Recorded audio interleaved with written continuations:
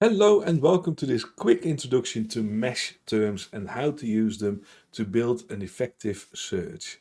So I'm starting here at the Knowledge Network website. Hopefully by now you've bookmarked this and you know how to find it. If not, do that now, knowledge.scott.nhs.uk. When you are on this site, you click on Library Search, which will take you to what I call Primo. This is our search facility, our search tool that the knowledge network manages and that they use to create access to anything that we subscribe to and a lot of things beyond that as well. If we then go to database search and go to P, we can then find PubMed. PubMed is part of the National Library of Medicine, and basically it's an incredibly powerful database full of all sorts of citations related to healthcare. So this is a really powerful tool. And the lovely folks over in America have also created the idea of mesh terms. And mesh terms are essentially subject headings. So they are a way for you to find out what's going on in a particular area or to create very good search terms. And that is where mesh terms become incredibly powerful. If we go to the mesh database, we get to this site here. It might look old-fashioned, but this is such a powerful tool if you know how to use it. Just a quick insight, there's some really good help and tutorials resources here. So if you don't like the way I present it and you want to know more, this is an excellent way of finding more content. We also have e-utilities and the actual homepage. So if you want to know more about how mesh terms are created, what goes into actually deciding on mesh terms, then that's the place to go and look for it. We are just going to concentrate on the search though. So in this case, I'm going to search for occupational therapy. And when I type in occupational, you already get a whole list of different topics that are all mesh terms. So all these terms here have been indexed as subject headings, which is very powerful. I'm going to add a T and then I'm going to select occupational therapy.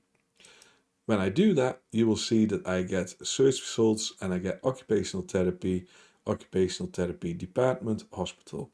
So you can already make a choice here. If you're particularly interested in the department and how to, find literature on operating an occupational therapy department, you could choose that. In this case, I will choose occupational therapy. And it's already in my search term builder, so that is great. Now, this is actually going to link directly to PubMed. So if I click search PubMed, you will find all the results related to the mesh term occupational therapy on PubMed. And as you can see here, there's a lot of them. Now, we don't really want to go through 14,614 results. We want to be a bit more specific. But before we do that, I wanted to show you something else. So if I go back to occupational therapy, you notice that it also says occupational therapies. Now when I click on this, I get a different result. Here I get anything that relates to occupational therapies. So these are specific therapies related to occupational therapy. And some really cool things that you can do here.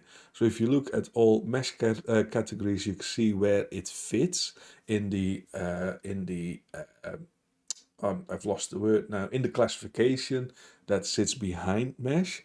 You can see that it's part of rehabilitation, which is part of aftercare, which is part of continuity of patient care, part of therapeutics, and then analytical diagnostic and therapeutic techniques and equipment category. So basically what I'm saying is there's a whole hierarchy of terms here, and occupational therapy fits within that. So then if I want to see what else is available on rehabilitation, I click on that and all of a sudden I get a whole list of different things related to rehabilitation. So if I think, oh, it's sort of occupational therapy, but not quite, I can use this to find other terms related to occupational therapy. They sit next to occupational therapy in the classification. So I could, for example, go to recreation therapy or as a librarian, bibliotherapy. Anyway, we will go back to occupational therapy. And when you look at this screen again, you will see that there are subheadings. And this is a really powerful way of making a more precise search. So for example, if I'm a specialist in the ethics of occupational therapy, all I have to do is click that, add search builder, and then what you get is occupational therapy subheading, which is what that slash symbol is, ethics mesh. Now, if I click search PubMed again, I get 47 results. These are all the results that are in PubMed related specifically to the idea of ethics in occupational therapy. So I've all of a sudden got a really quick, easy way of finding all the articles related to ethics in occupational therapy. If we go back a little bit, we can then also combine occupational therapy with play therapy. So let me just show you how that works. If I add play therapy to the search builder here, and then I go to occupational therapy, no therapy, there, there, I select that one, I add that to the search builder, all of a sudden I get everything that's to do with play therapy and occupational therapy. So if I click search PubMed, I then get 30 results that relate to both occupational therapy and play therapy. And you can see how this is a really effective way of finding appropriate literature on a topic that you need to know more about. That was it for this video. I hope you enjoyed that.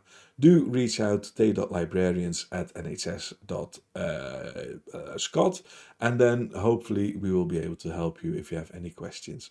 Thank you. Bye bye.